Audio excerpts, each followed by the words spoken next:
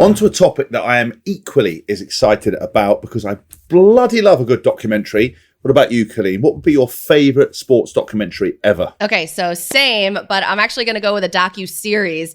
The greatest basketball player of all time and the dynasty of the Bulls. I have to go with The Last Dance. What a show that is. That got me through lockdown. I know. Right, the nominees for Best Sports Documentary Podcast are Football's Cult Heroes, Inside the Tour, Truly the Goats, Defiance, Together, Summer of Gold, SC Reportajes Podcast, Sporting Witness, The Sound of Football.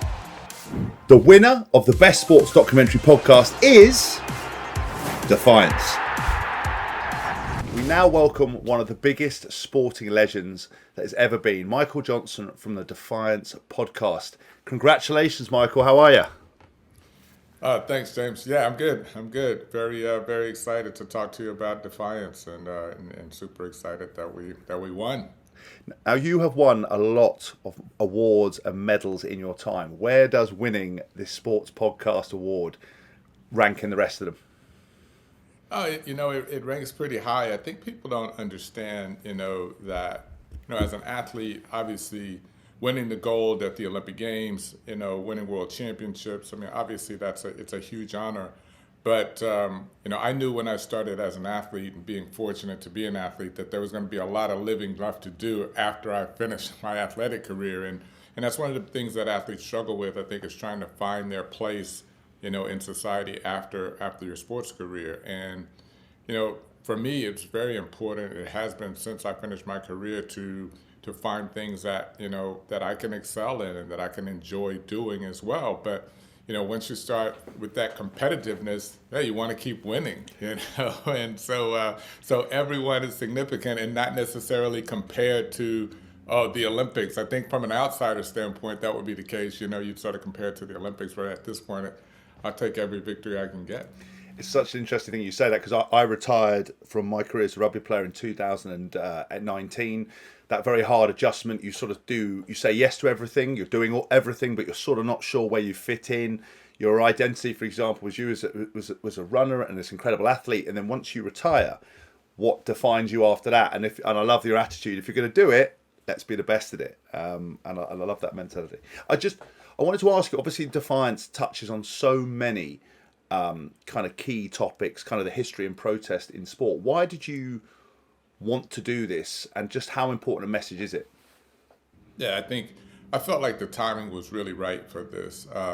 Given all that's been taking place, here in the States, it was a very interesting situation for me in that, the summer of 2020, we're in lockdown, during this pandemic, and which is a very strange situation. And then you have, on the same day, the murder of George Floyd here in the U.S., and you have this woman, Amy Floyd, I actually believe her name was, in Central Park, caught on camera accusing a black man of harassing her because she didn't like that he was telling her that she was disobeying the rules. And she tells him that, I'm going to call the police and they're going to believe me instead of you. And it just sort of highlighted just the inequities of society right now and how it's been for so long. And it was an awakening for me, and I think that it was an awakening for many people to see those things take place, and felt like it was just time to really focus on those people who, as I watched after that, subsequent to that, you saw all of these young people of all colors and all backgrounds out marching in protest because they wanted fairness in the world, and they realized that there isn't fairness in the world and there isn't equality. And so it just made me think, all of these people out there, using their platform, whatever they have, to protest for what's right and what they believe in. And it just, so the idea of highlighting those people who have used sport as a tool for change and as a platform seemed like the right time. Because it's not always been easy for sports people to have an opinion. I'm a massive fan of American sport, and someone that I really admire, LeBron James, for example, and Colin Kaepernick, when he kind of made these protests. A lot of what society and the media say is, "Oh, shut up, get on with your sport. You're a sportsman, or even if you're an ex-athlete, you don't know about politics, you don't know about you're highly paid." How How important was it to capture these stories, and actually how important is it for sports people to put their hand up and use their platforms in the right way? Yeah, that's another good point, James, because I think that what we started to see over the last couple of years is to see that change and shift to where athletes felt a lot more comfortable actually using their platform. When you have people like LeBron James and some of the biggest stars in the world, Lewis Hamilton and people like that, actually using their platform, it makes it a little bit more safe for others to come behind them, and sort of opens up a situation where people feel that it's much more comfortable for them. When you see a company like Nike supporting Colin Kaepernick, then you start to see the companies getting involved and saying, hey, we're not going to shun these people for using their platform. We're going to support them. So I think it made it a lot more easy. But I think that also made a lot of people feel like, well, it's easy. And it's always been easy. And so what we find during Defiance and talking to many of those athletes who may have used their platform in the past and hearing those stories, it's not an easy decision, because there are and even today it's still not an easy decision, because while you may have the support of sponsors, you may have the support of a lot of your fans, you get a lot of threats, death threats even, to yourself and your family, and then bringing your family into this thing, because we're in a society right now that's so polarized and always has been around these sorts of issues. So it's not an easy decision to make, and I think it was important to highlight some of the issues that those who have used their platform that they've dealt with, and some even suffering bodily harm and death threats as a result. It's actually not always been the case as well that the brands and companies have got behind them. You've seen sort of a lot of companies say, actually, I don't want anything to do with this. You're too political. You're making a statement, and I think that's one of the most powerful things. And I think that's the only way that's going to change the situation and stop the cancel culture, stop the polarization, is that if people stop listening to the masses and actually make proper common sense decisions and see what's right and what's wrong. Yeah, I think what we're seeing is that everybody has their own opinion and their own idea of what is common sense. There is no collective common sense anymore. There's no collective agreement around what is a fact anymore. So everyone can have their own facts. So I think you're going to continue to see the polarization, but I think that companies, then, to your point, they're very important in this, and they're going to have to make a choice. Which side are you going to actually sit on? And I think that most companies understand that it's a pretty easy choice to navigate to make. It's a very difficult situation to navigate when you're trying to sell to everyone, and that's an unfortunate situation for them. But they're going to have to make a choice, and I think they're all seeing that. And I think most are making what I would consider the right choice, and what is the common sense choice to me. There are some people who are on the exact other spectrum from where I sit who would say no, and they don't have to buy those products. Amen to that. I wanted to know the amazing people that you've spoken to. Was there one particular inspirational story that really stuck in your mind and kind of took you by surprise? I think that the story that was probably most that I knew nothing about was Tony Smith Thompson, who was a basketball player, a female basketball player who was playing at Manhattanville College, a small liberal arts college up in New York, back in 2003. And she was, she now is kind of known as the Colin Kaepernick before Colin Kaepernick. So she tells her story of how she just couldn't stand. It's very similar to Colin Kaepernick, where she felt personally she could no longer stand for the anthem, given what she had experienced in her own life and what she was seeing, and recognizing what's going on in this country. And this is 2003, so when patriotism is at an all-time high as a result of 9/11. So she decided that she would not stand for the national anthem, and it created a real firestorm around her, where she was receiving threats, and there was problems with her teammates, and it was a real issue for her. And so I interviewed her, and she tells her story, which is amazing. It's a story that I didn't even know about. And this was way back in 2003.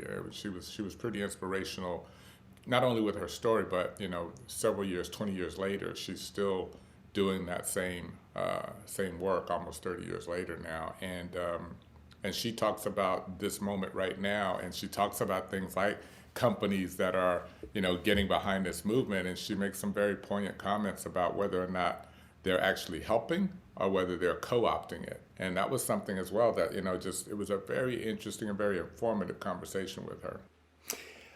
Your submission to the Sports Podcast Awards came with some incredible feedback. If you go on to Audible and wherever you find it, you can see that what you've done is created and changed a lot of people's opinions. How important is it to get that kind of feedback for yourself? Yeah, it was great to hear the feedback, the comments people left on Audible, comments people made to me about these stories and how we told the stories and how, people told me they sat down to listen to one episode and thought, I'll listen to this one, then I'll listen to another one tomorrow and get through it over a week. And they sat and listened to the whole thing because they just couldn't stop, which was pretty amazing.